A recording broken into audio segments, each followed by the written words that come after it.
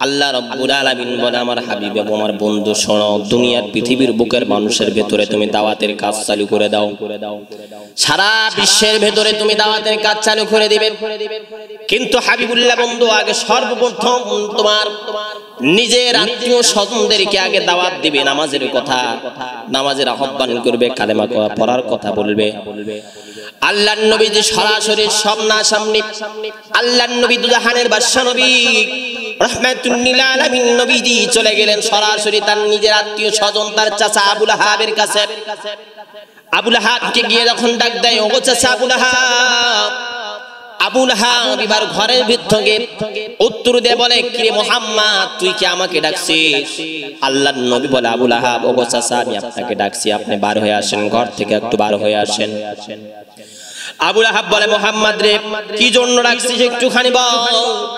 আল্লাহর নবীজি বললেন, ওগো চাচি, ও আত্মীয় স্বজনরা সকলে একত্রিত বার হয়ে আসো।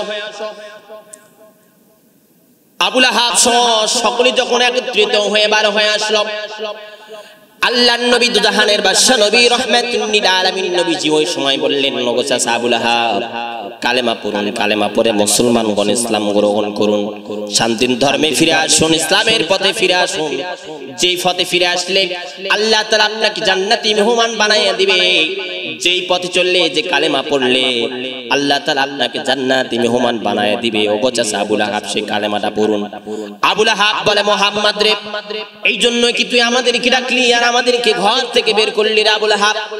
না না না, তুই যেটা ভাবছিস, যেটা মনে করছিস, এটা কোনোদিন সম্ভব না, তুই আমাদের এখান থেকে চলে যা। এই কথা বলার পর আল্লাহর নবী বললেন, ওগো চাচা আবু লাহাব, এমন কোন অন্যায় কাজ করি নাই, আমি একটা ভালো কাজ করেছি, দাওয়াত দিয়েছি, কালেমার দাওয়াত। যদি আপনি কালেমাটা পড়তে পারেন, আপনার জন্য আমি নবীজি সুপারিশ করব। আর আমি নবীজি কামলিওয়ালা যদি আপনার জন্য সুপারিশ করি, আল্লাহ তাআলা আপনাকে জান্নাতি মেহমান বানায়া দিবে।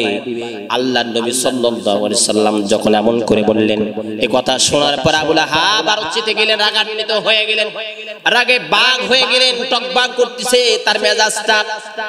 আল্লাহর নবীকে বলেন, তাব্বাত লাকা লিহাযা জামাআতানা, এ মুহাম্মদ তুমি ধ্বংস হয়ে যাও, এ মুহাম্মদ তুমি ধ্বংস হয়ে যাও, এ মুহাম্মদ তুমি ধ্বংস হয়ে যাও। যেই মাত্র আল্লাহর নবীকে বলছেন ধ্বংস হওয়ার কথা, আল্লাহ বলে, জিবরাইল যায় দেখো আমার কামলিওয়ালা হাবিবুল্লাহ বন্ধু কি জন্য কান্নাকাটি করে, চোখের পানি কি জন্য দেখা যায়। যেই মাত্র জিবরাইল গেল, জিবরাইল যায় দেখে আবু লাহাবের সাথে কথোপকথন হইতেছে।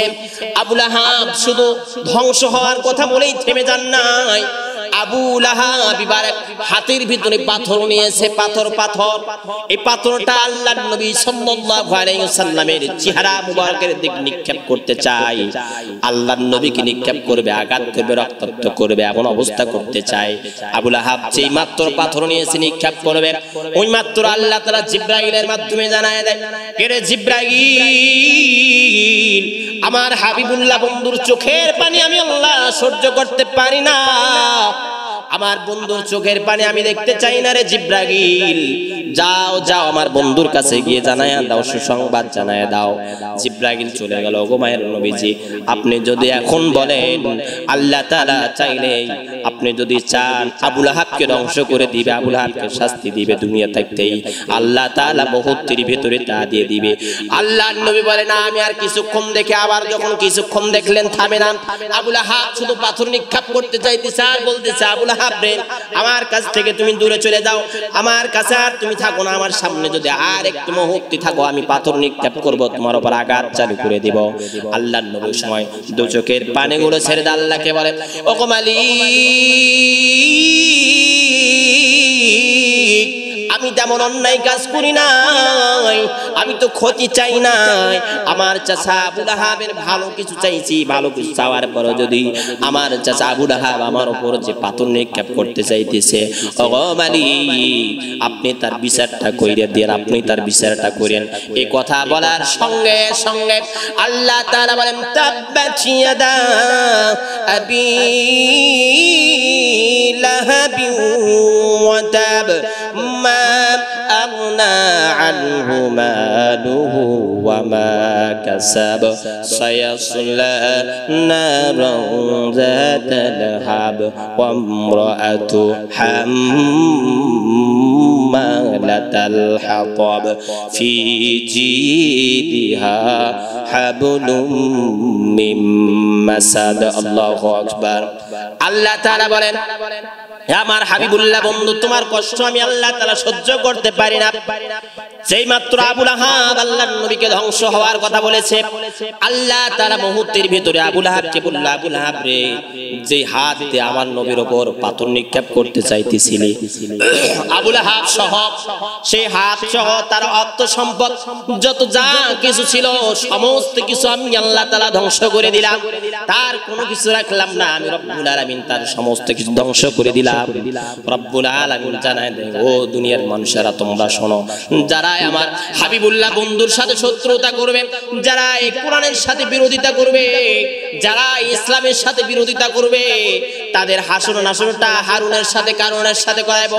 কারণ যেমন আবু লাহাব, উতবা, সাইবা যারা আছে, বড় বড় লিডার যারা ছিল, তাদের সাথে তাদের হাসর নাসরটা করাইবো। আজকে যারা কোরআনের বিরোধিতা করবে, যারা উলামায়ে কিরামদের বিরোধিতা করবে, যারা ইসলামকে নিমিষে মাটির সাথে মিশে দিতে চায়, যারা নবীর বিরোধিতা করতে চায়, আল্লাহ বলেন তারা যেন তাদের বিরোধিতা করতে চায় না, বরঞ্চ আমি রব্বুল আলামিন তাদের জন্য ধ্বংসটাকে নিয়ে আসে। আমি আল্লাহ তাআলা তাদেরকে ধ্বংস করে দেই। দুনিয়াতেও তারা পথভ্রষ্ট হবে, দুনিয়াতেও তারা ধ্বংস হবে, আখিরাতেও গিয়ে তারা ধ্বংস হবে। তারা কখনো সফল কামিয়াবি হতে পারবে না, কারণ ইসলামের শত্রুতা করে কেউ সফল কামিয়াবি হতে পারে নাই। কোরআনকে অপব্যাখ্যা করে কেউ সফল কামিয়াবি হতে পারে নাই। নবী ওলিদের সাথে বিরোধিতা করে কেউ সফল কামিয়াবি হতে পারে নাই। রব্বুল আলামিন বলে, চিরতরে বিদায় নিয়ে কিয়ামত পর্যন্ত যদি কেউ সাধনা করে, কোরআনের সাথে বিরোধিতা করে, উলামায়ে কিরামদের সাথে বিরোধিতা করে, মনে করবে ইজ্জত পাইবে না, না না, আমি আল্লাহ তাআলা তাদেরকে ধ্বংস করে দিব। যেরকম করে আবু লাহাব, উতবা, সাইবাকে আমি আল্লাহ তাআলা ধ্বংস করে দিছি, ওই রকম করে আমি আল্লাহ তাআলা পৃথিবীর বুকের ভেতরে যত মানুষগুলো কোরআনের বিরোধিতা করবে, ইসলামের বিরোধিতা করবে, আমি আল্লাহ তাআলা তাদেরকেও ধ্বংস করে দেব।